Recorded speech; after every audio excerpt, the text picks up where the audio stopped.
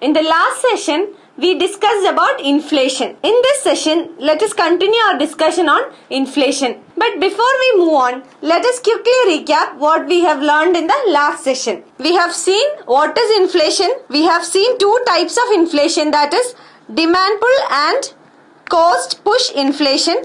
We have seen that demand pull inflation is caused due to an increase in aggregate demand in the economy, and cost push inflation is caused due to an increase in the cost of production in the economy, leading to an increase in prices. We have also seen what are the causes for demand pull and cost push inflation in the economy. Also, we have seen the measures to control inflation. Under measures to control inflation, there are broadly three measures. One is monetary policy, second one is fiscal policy, and the third one is supply management measures. In the last class, we have already discussed about the monetary policy and its tools. They are CRR, that is cash reserve ratio, SLR or statutory liquidity ratio, bank rate, repo rate and reverse repo rate. So in this session, let us start with the fiscal policy. Fiscal policy. The word fisc means public purse. The holder of the public purse, as we know, is the government. So fiscal policy refers to those policies which are taken by the central government of an economy, and the government takes this fiscal policy or the policy relating to the expenditure and revenue through the budget. So fiscal policy refers to the policy which deals with the revenue and expenditure of the government, and the government takes this policy through a budget, and that is the reason fiscal policy is also known as budgetary policy. So fiscal policy is also called the budgetary policy. These two words can be used interchangeably. These two words can be used interchangeably, that is fiscal policy and budgetary policy. So now let us see what are the tools used in the fiscal policy. The first one is taxes. Taxes, as we know, are of two types. One is direct taxes and the second one is indirect taxes. So now let us examine what are the implications of change in direct and indirect taxes on inflation. First one, direct taxes. So when direct taxes increases, it will lead to a decreased personal disposable income. What is personal disposable income? We have already seen what it is, but I'll explain. Personal disposable income means total income of an individual minus direct taxes paid by the individual. So it refers to the amount of money an individual has for his personal expenditure or for his consumption expenditure. So when direct taxes increases, the personal disposable income would come down, and when direct taxes decreases, the personal disposable income will increase. That is, his spending would increase. So when there is more inflation in the economy, what would the government do? The government will increase the direct taxes in order to reduce the money supply in the economy. And when there is lesser rate of inflation in the economy, the government will reduce the direct taxes, and this will lead to increase in the personal disposable income, and this will increase the money supply in the economy and increase the rate of inflation. Let us now see indirect taxes. Indirect taxes, an increase in indirect taxes will increase the cost of production, and this will lead to increase in prices in the economy. That means increased inflation in the economy. So when the inflation rate is high, the government will bring down indirect taxes in order to control the rate of inflation and vice versa. The second fiscal policy tool is the government expenditure. When the government expenditure increases, money supply in the economy also increases. So the government would be spending money on the public. So an increased spending on the public means the money supply in the economy has increased, and this will lead to increased rates of inflation. So at the time of increased inflation, the government will reduce the expenditure, and when the inflation rate is less, the government will decrease its expenditure on the public. The third fiscal policy tool is borrowings. Borrowings can be broadly divided into three. One is the borrowings from the RBI, second one from the public, and the third one from others like international institutions, other countries, etc. Let us see one by one.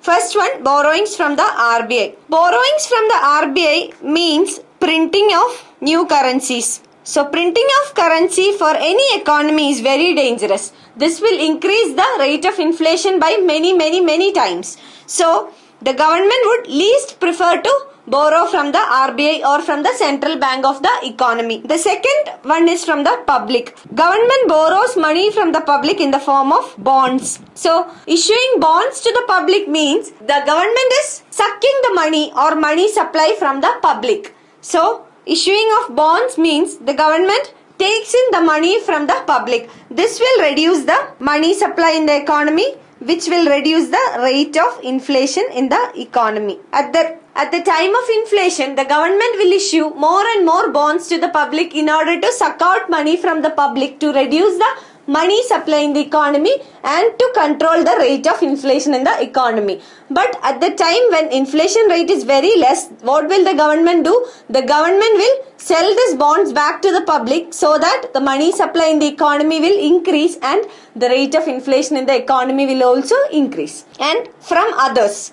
Others means other countries, other international organizations, etc. So, what is the impact of borrowing from others on the economy? Borrowing from others means the government is spending more money on the public. How does this borrowings happen? See, when the expenditure of the government is more than the revenue of the government, it will lead to fiscal deficit. And this fiscal deficit will lead to borrowing of money from others.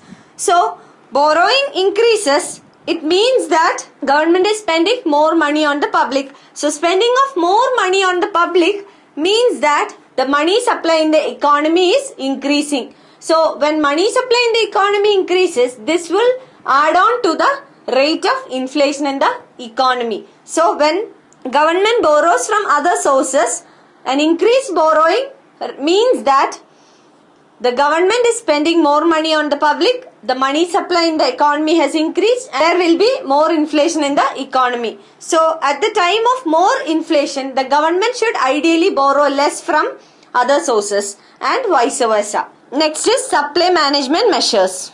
We said that supply chain constraints or constraints in the supply side is one major reason for inflation in our country. Now let us see what are the measures taken or the measures that can be taken from the supply side in order to curb the inflation. The first one is increase in import of commodities which are on short supply. It means that those commodities which has a shortage in the economy must be imported from other countries. The second one is a reduction in the export of commodities which are on short supply in our country or in our economy. That means those commodities which have a lesser supply in our economy must be restricted from exports. Example is Essential Commodities Act. For example, sugar, non-basmati rice, etc.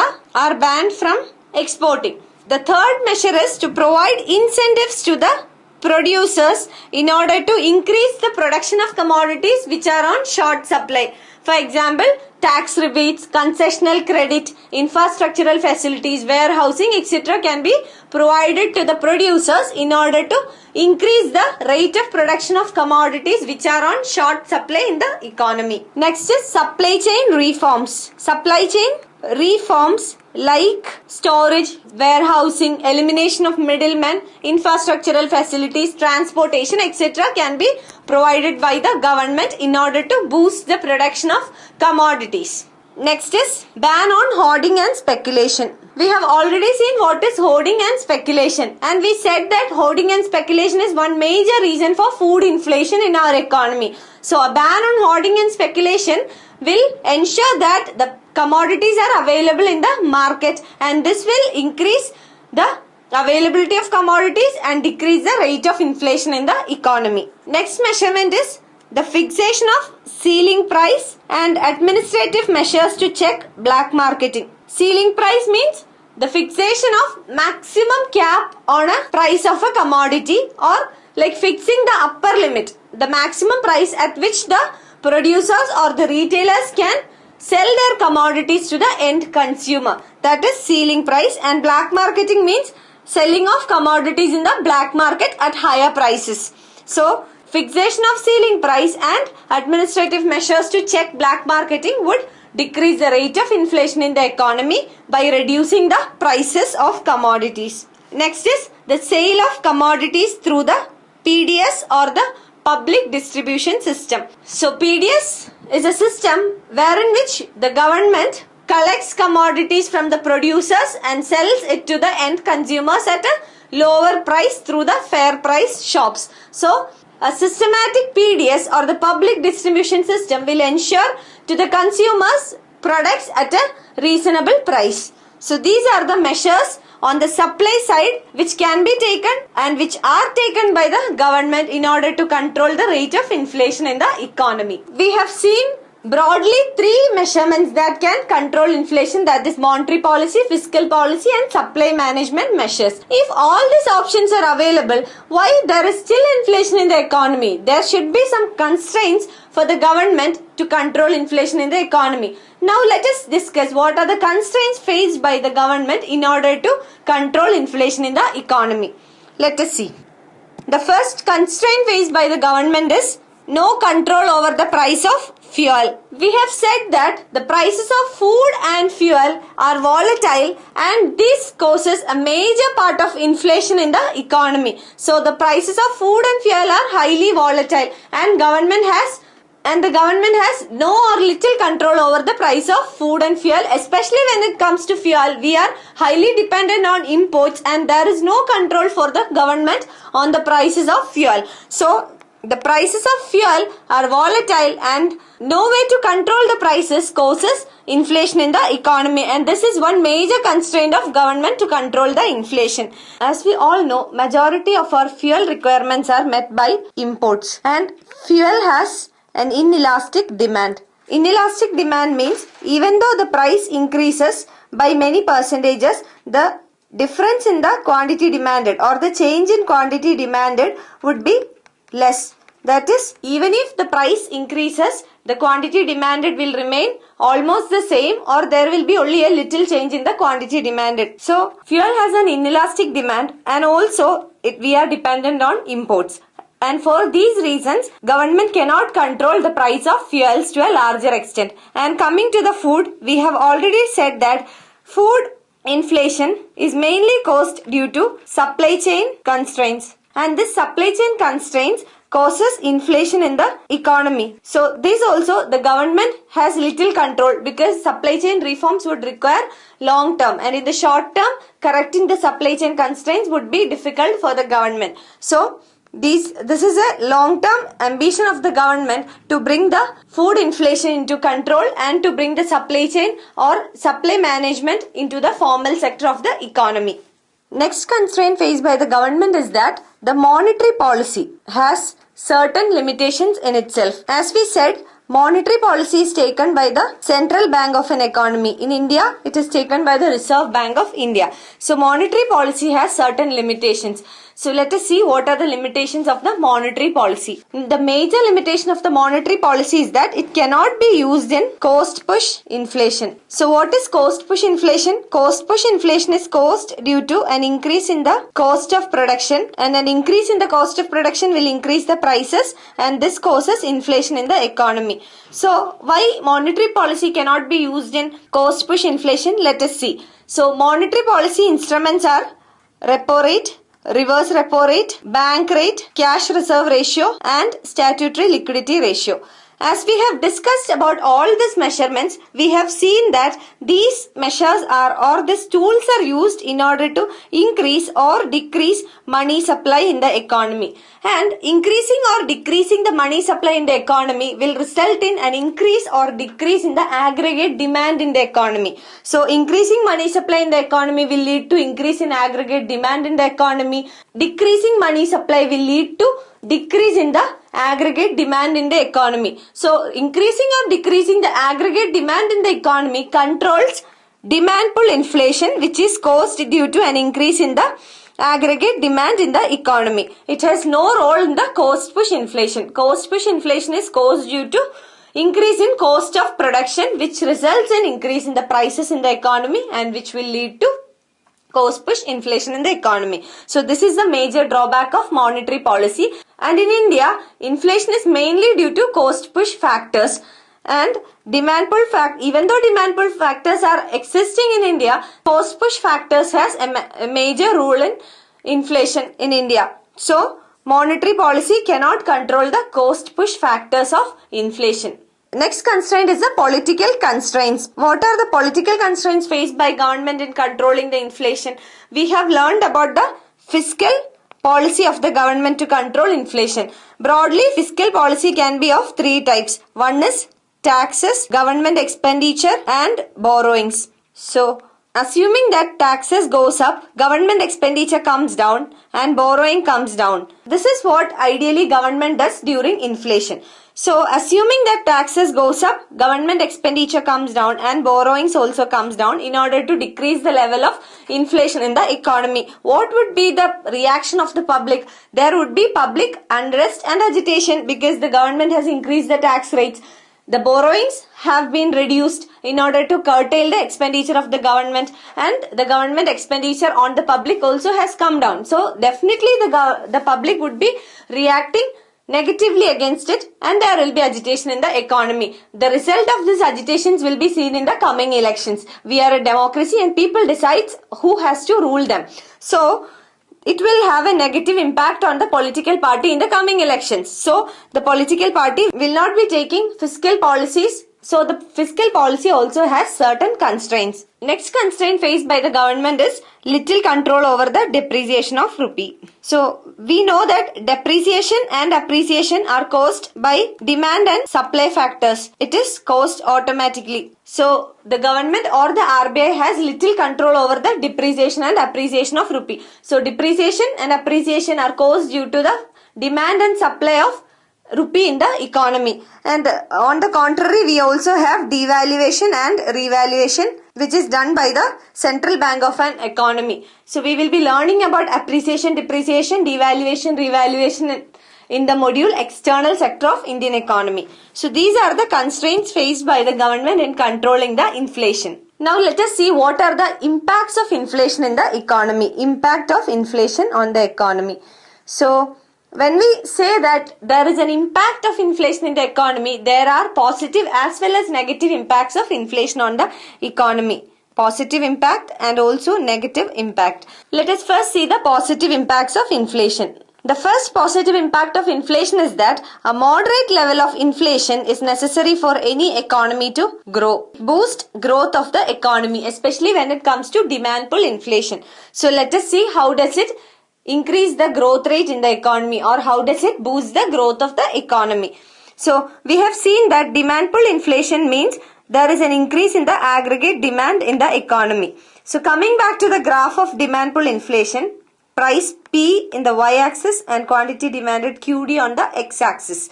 So this is the demand curve and this is the supply curve. This is the equilibrium point E. So when the aggregate demand in the economy increases, the demand curve would shift to the right and this is the new equilibrium point E1. At E1 the price is P1 and quantity demanded is Q1. The earlier the price was P and quantity demanded was Q. So here what has happened, let us see. The price has increased, also the quantity demanded has increased. Price increased, quantity demanded increased. So it means that the production in the economy has increased. See, quantity demanded increased from Q to Q1. So here we see that the rate of growth or the production in the economy has increased. The prices also has increased and the aggregate demand in the economy has increased due to an increase in the money supply in the economy. So here the money supply has increased the quantity produced in the economy has increased, also the price has increased.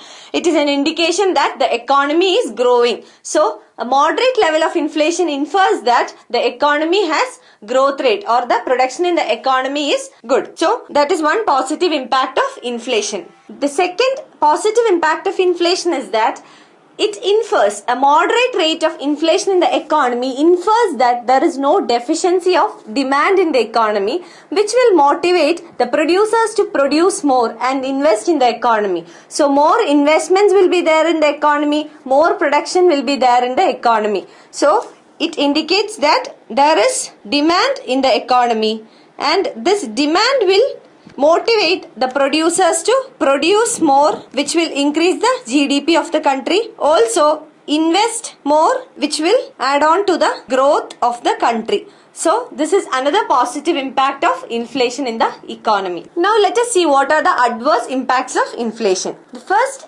adverse impact of inflation is that it deteriorates the real income of the people in a country, which will reduce their standard of living. The real income comes down.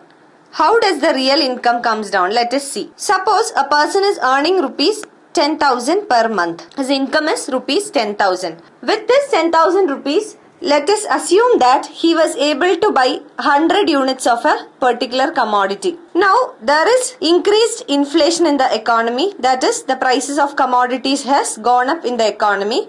So now with the same 10,000 rupees, he is able to buy only 85 units of the same commodity. So it means that the real income has come down. His purchasing power has come down. So that is one adverse impact of inflation. Coming to other negative impacts of inflation. Inflation is regressive. What does it mean? It means that it affects the poor more. How does it affect the poor more? Because they will have to compromise on their basic necessities. For the rich, maybe they will have to compromise on some luxuries. But for the poor, they will have to make a compromise on the basic necessities of their life. So it is regressive. It also increases the inequalities in the economy. How does inflation increase the inequalities in an economy? Some people will be earning more with inflation. How? Some producers will earn more money during inflation because the prices of their commodities has gone up. So consumers, on the contrary, they will be suffering from inflation. But the problem is more for the poor and marginal. How? Because they don't have dearness allowance, or they don't have a fixed income, or they have minimal income. But for employees in the formal sector, the rate of inflation, even if it increases, they will have little impact on their lives. But inflation has worst impact on people who work in the informal sector and earn less wages. So it increases inequalities in the economy. Inflation also affects the capital formation in an economy. How does it affect the capital formation in the economy? We have learned that during inflation, the government and the central bank, that is the Reserve Bank of India, would adopt contractionary policies. So contractionary policies will reduce the money supply in the economy. We have also seen that the banks will have less money to lend during inflation in order to reduce the money supply in the economy. So less lending by the banks means there will be less money for investment. So lesser investment will lead to lesser capital formation. So decreased lending in the banks will lead to decreased investment. This will lead to lesser capital formation in the economy. It also affects the resource allocation by the government, and this will affect the productivity. Inflation also promotes the generation of black money, because now people has less money in their hands. They want to avoid the taxes, and it also promotes hoarding and speculation. Expecting a price rise in the future, the producers or the wholesalers would not bring their commodities into the market. They will keep it with themselves, expecting a higher price in the future, and this will again add on to the inflation. This is applicable mainly in the case of food, and that is why food inflation is a major concern in our economy. It also negatively affects the balance of payment situation in our country. Why? Because we have seen that during inflation, the government will restrict the exports and promote the imports. So an increase in imports and decrease in exports will make the BOP situation of the country worse. The forex reserves of the country will come down. So the economy will have a negative impact due to that.